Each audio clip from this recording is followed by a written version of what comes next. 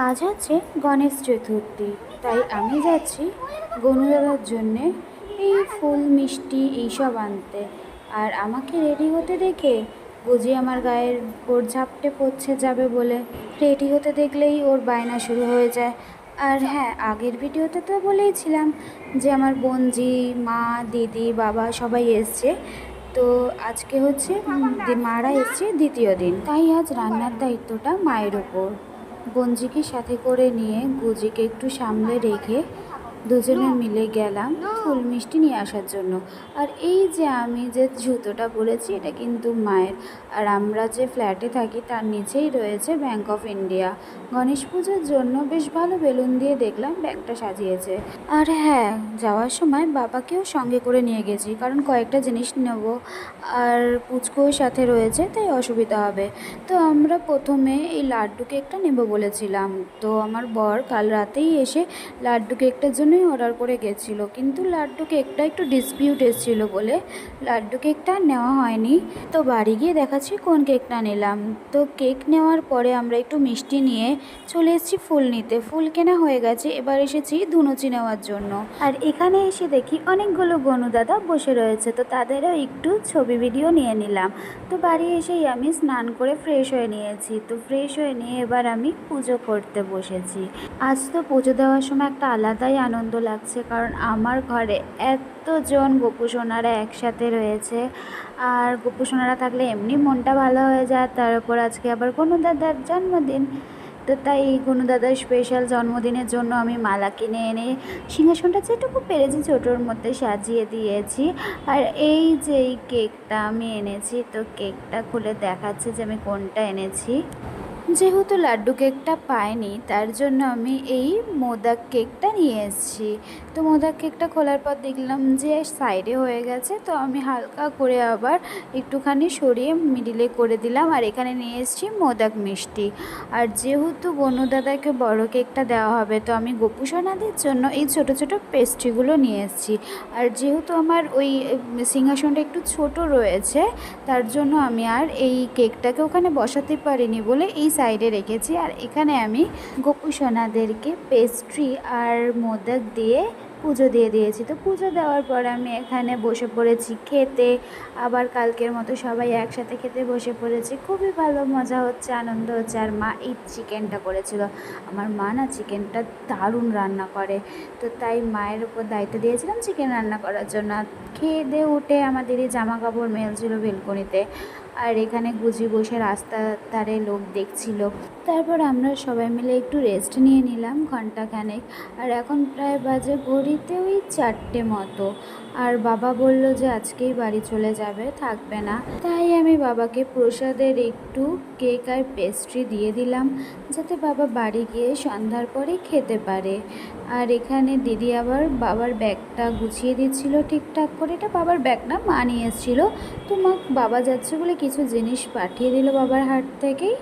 তো বাবা ব্যাগটা নিয়ে বেরিয়ে যাচ্ছে। আর এখানে গুজি আবার বাবাকে টাটা করার জন্য গেটের সামনে দাঁড়িয়ে আছে। আর আমরাও বাবাকে টাটা করে দিলাম, বললাম সাবধানে যাবে, পৌঁছে অবশ্যই বাড়ি গিয়ে ফোন করবে। আর এখানে গুজি যতক্ষণ না সিঁড়ি দিয়ে কেউ নেমে চলে যায় ততক্ষণ আর কি বসে দেখতে থাকে। এরপর আমরা চলে যাচ্ছি বেলকনিতে। তো বেলকনিতে গিয়ে গুজি উপরে উঠে বসবে আর দেখবে যে যাচ্ছে, বাড়ি থেকে চলে গেল সেই জিনিসটা দেখবে। আর ওই যে বাবা চলে যাচ্ছে হেঁটে হেঁটে, উপর থেকে রাস্তাটা ক্রস করেই বাস ধরে নিয়েছে। তো বাসে করে গিয়ে কিছুটা আর একটা বাস চেঞ্জ করলেই বাড়ি। আর এখানে দেখছি আমার দিদি আবার বাতাবি লেবু মেখে নিয়ে এসছে আমার জন্য। আমি তো একদম অবাক হয়ে গেছি, এতদিন পর আমি বাতাবি লেবু খাবো। ও এনেছিল অবশ্য বাতাবি লেবুটা, আগের ভিডিওতে আমি দেখিয়েছিলাম। বাট এরমভাবে মেখে আমার মুখের গোড়ায় দেবে আর খাইয়ে দেবে, সেটা আমি কখনোই ভাবতে পারিনি। তো দারুণ মেখেছিল, থ্যাংক ইউ দিদি, হেভি টেস্ট ছিল, থ্যাংক ইউ। তারপরে আমি দিদিকে বললাম যে থাক, হয়েছে তোর অনেক, আমাকে খাইয়ে দিয়েছিস, এবার তুই আমার হাতে বাতিটা দে, আমি একটু আরাম করে খাই। তো লেবু মাখাকে একটু ল্যাথ নিয়ে তারপরে আমি চলে গেছি সন্ধ্যা দিতে। তো এখানে আমি সন্ধ্যা দিয়ে নিয়েছি। আর এখানে সন্ধ্যা দেওয়ার পরে বরও চলে এসেছে। আর বর আসার পরে গুজি এতটাই এক্সাইটেড, দেখুন কোলের মধ্যেই উঠে গেছে। কোলের মধ্যে উঠলে ও সহজে নামতে চায় না, তো জোর করে নামিয়ে দেওয়া হয়েছে। আর বর ফেরার সময় এই চিকেনের চপগুলো নিয়ে এসেছিলো সবার জন্য, তো সেটাই আবার চিকেনের চপটা প্লেটে ঢেলে সবাইকে দিয়ে দিচ্ছি খেতে। আর এইখানে আমার দিদি দেখছি যে শাড়ি নিয়ে বসে পড়েছে ফলস পাড় লাগানোর জন্য।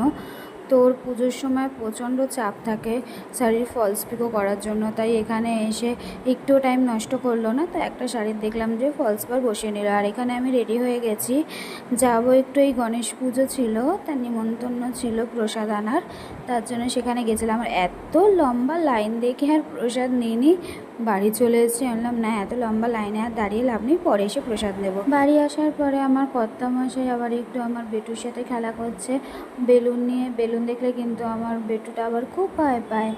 আর এখানে আবার দিদির মেয়েকে কার্টুন চালিয়ে দিয়েছি, ও দেখছিল। আর এখানে দেখছি যে দিদি আবার চাউমিন বানাচ্ছে, সবজি দিয়ে ও চাউমিনটা খুব ভালো বানায়। আর এই দিকে আমার তো কোনো কাজ নেই, তাই আমি বঞ্জিকে নিয়ে আবার রিলস বানাতে শুরু করে দিয়েছি।